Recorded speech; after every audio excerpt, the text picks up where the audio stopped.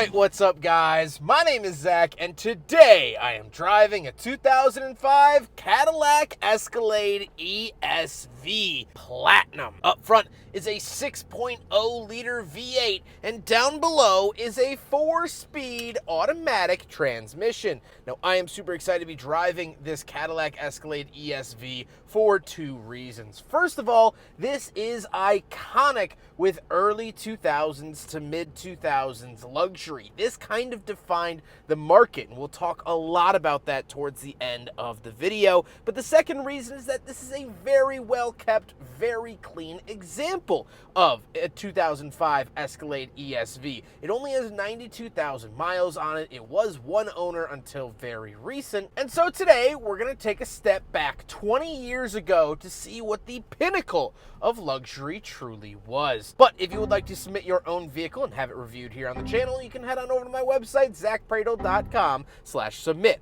It's a quick and easy submission form. It takes under a minute to fill out, and I come out to you. And if you'd like to see all my videos weeks or sometimes months in advance, you can head on over to my Patreon for only $5 a month. But let's get back to that 6-liter V8 up at the front. Well, it's the LQ9. This was kind of the top dog engine in terms of the GMT 800, which is the platform of which this rides on. So this also shared that GMT 800 platform with like the Tahoe and Suburban, the Silverado, the Sierra pickup truck, the Yukon, and of course the Escalade and Escalade EXT. A lot of those other trucks, you could get 5.3 liter V8, even get smaller V8s. But for the Escalade, they kept it with the 6-liter, and I like it. Like I said, paired to it, though, is a 4-speed automatic transmission. Now, by modern standards, this is incredibly outdated, but at the time, it was pretty run-of-the-mill, pretty standard, especially coming from GM.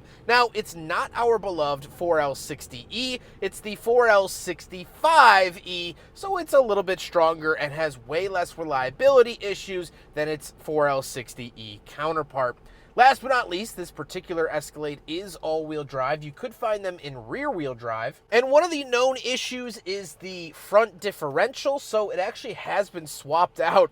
3 days before this video, it got a new diff because the owner opened it up and found some metallic shavings. How does it feel to drive the Cadillac Escalade ESV? Well, it's very smooth, it's very nice, it's very luxurious. You feel like the man of the hour when you drive your Cadillac Escalade ESV. Now, you do notice that it is a little bit longer than the normal Cadillac Escalade. The ESV is the extended wheelbase. And we'll talk about some changes that come with that as well with the third row seat, but it's smooth, it's comfortable, and it's your right-hand man. It does everything you want it to do. It has that pickup when you want it, it's smooth when you want it, and it's really a jack of all trades, which is really nice to see. With that stuff out of the way, let's talk about the interior. Well, in front of me, I have 7 gauges. Off to the left is my transmission temperature and tachometer. In the center is the speedometer,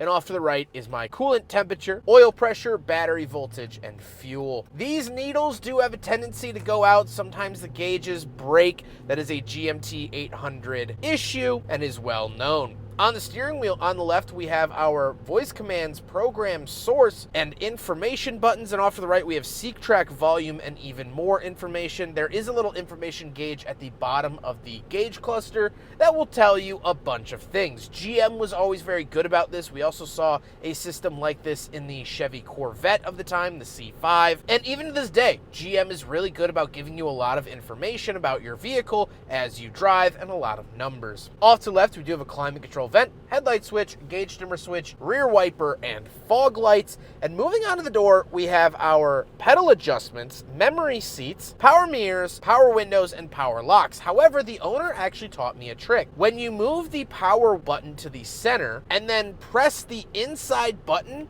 it will fold in your mirrors. If you press the outside button, it will fold out your mirrors. Apparently, all GMT 800s with power mirrors have this ability. and I never knew it. Very, very cool to see that. Moving up into the center, we do have our lights, sunroof options, and our rear climate controls, and we have the rear view mirror. One thing I want to note about the rear view mirror is that there are parking sensors on the very back wall of the Escalade that will notify you when you're getting close to an object. They've been doing this since the 1980s in Cadillac. However, Cadillac added OnStar and an onboard compass, so in the rear view mirror, it blocks out nearly the exact location of said parking sensors. Kind of an oversight here in the Escalade ESV. But moving down to the center dashboard, we have an aftermarket radio, climate control vent to the right of that, dual zone climate controls with a little digital readout. Very, very nice to see dual zone, technically tri-zone if you count the rear. Parking sensors on and off, traction control on and off. And moving down to the console, we have heated and cooled seats for the front two occupants. A Bulgari, I believe is how you say it, Bulgari clock off to the right. Love seeing that. DVD player, and we have an openable cigarette lighter, ashtray, and cup holders. So we'll do a big freaking bottle test. And ladies and gentlemen, this is why we do the big freaking bottle test repetitively, because these cup holders have heated and cooled elements. Really awesome. However, because of this, the ESV Escalade fails the big friggin' bottle test, but the standard non-cooled cup holder Cadillac Escalades pass the big friggin' bottle test. So if you went up the trims, you actually got technically slightly smaller cup holders because of this feature. Very, very strange.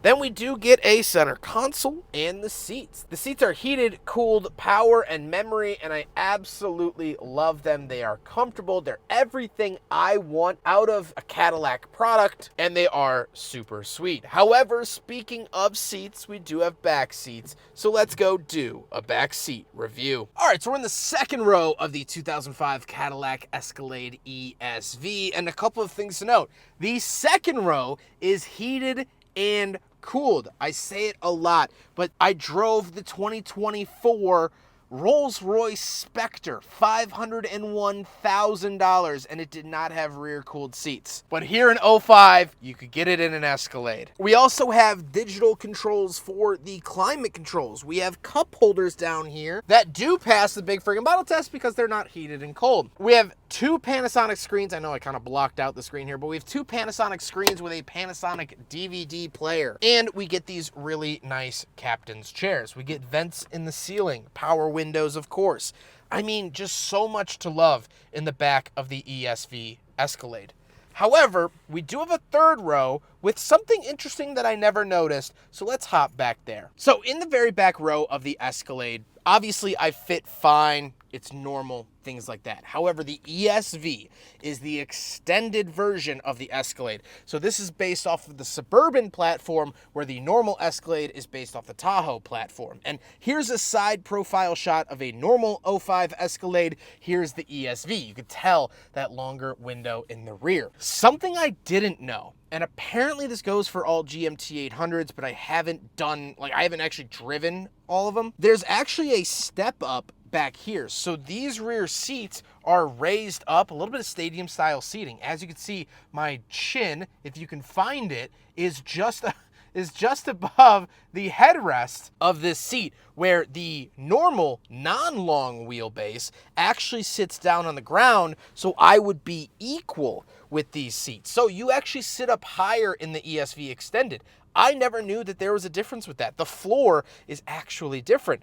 Very, very interesting. Let's hop out. We'll take a quick look at the trunk and cargo space, because that's also different for the ESV, and then we'll talk about the looks. All right, around the back of the Platinum Cadillac Escalade ESV, big chunky handle here. No power tailgate in 05. That just wasn't really a thing.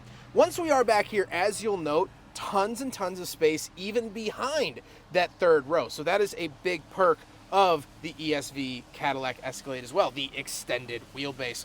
We do get a 12-volt outlet over here. Come down here, we do have the regular carpet underneath with some tie downs, storage, things like that. But that is the rear cargo space of the ESV Cadillac Escalade. Nice grab handle right here. Push it right back down. There you go. Now we gotta talk about the looks. And this is finished in, I believe, diamond white. Sorry, white diamond. This is the brochure, the sales brochure for the Escalade. And here are the color swatches, in case you were curious. There you go.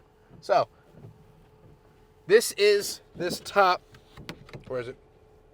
White diamond, which has an asterisk, available at extra cost. Oh, okay. So white diamond was the only extra cost color.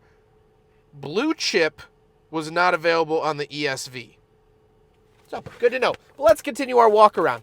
I love the look of this. First of all, okay, the proportions of this SUV are phenomenal. It looks good. It doesn't look gaudy. It's not overbearing. It's not shoving its giant lights or big chrome bumpers or enormous grille down your throat. It's handsome. This was designed by Wayne Cherry, my favorite automotive designer. He's made some beautiful looking vehicles, and the GMT 800, in my personal opinion, is his crown jewel, or his white diamond, if you so please. I love it. I grew up around these. Anytime I saw an Escalade, oh man, I remember back in like probably 2008, 2009, we had a family friend that owned a construction company, and he pulled up in an Escalade, and I was like, whoa. I had only ever seen an Escalade on MTV Cribs and in Midnight Club 3 Dub Edition Remix. So that was pretty flipping cool. Oh, Need for Speed Underground 2, I believe, had an Escalade in it as well. I'm getting ahead of myself.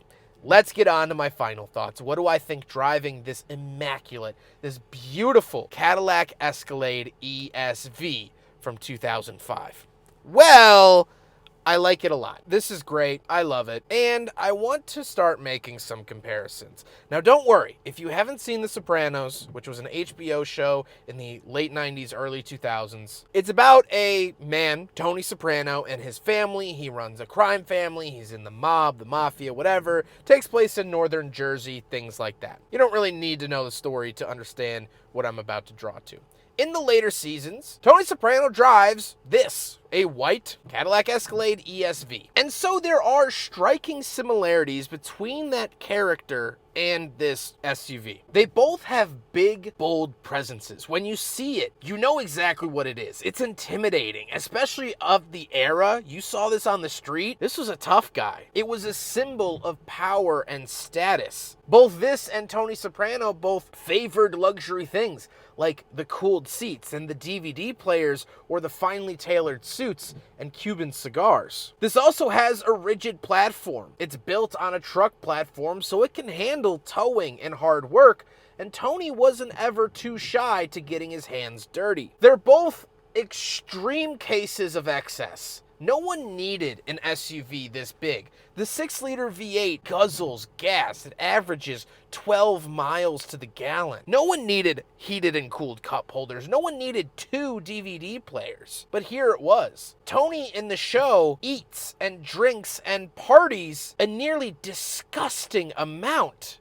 He is a walking, breathing symbol of excess. And yet, a lot of people highly regard Tony Soprano. They think he's the guy that gets it done. But there were also faults. The whole show follows Tony Soprano with his trips to therapy. A mob boss in therapy. He has multiple mental health crises. He faints and passes out randomly. He struggles. He has an extreme, uncontainable temper. And this, the fuel management systems sometimes go out on the 6-liters. As I mentioned, that front differential had to be replaced before 100,000 miles. It's a known issue. And there are electrical gremlins like the gauge cluster going out. But it's those faults paired with the success that humanizes both Tony Soprano and the Escalade. Without the faults, there can never be a perfect character. Every superhero needs its kryptonite. And so when I see that yeah, these have diff problems. The 6-liters aren't that bulletproof.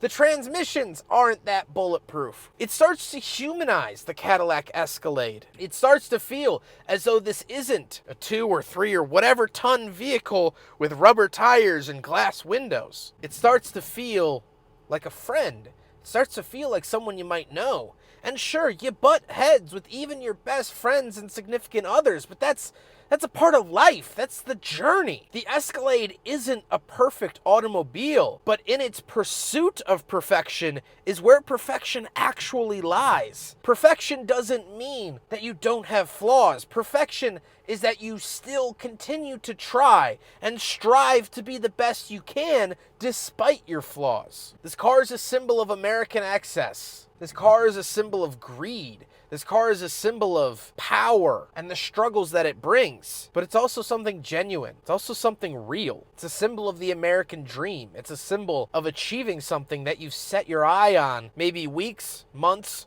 or years ago. Owning a Cadillac Escalade is an achievement. Again, not because it's perfect, but because it tries its best despite its flaws. If only we could all be a little bit more like the Escalade in today's society. I hope you guys enjoyed the video. Huge thank you to Paul for letting me borrow his Escalade for today's video. Fun fact, I actually found this on Facebook Marketplace in Maryland, sent it to him, and he went out and bought it. He's been looking for a while. I was so happy to be able to connect the dots and make this dream his reality. He loves it. This is such a cherry automobile, and I love it, love it, love it. Huge thank you to Paul. I've reviewed his vehicles for many, many years, and I assume many more. But I hope you guys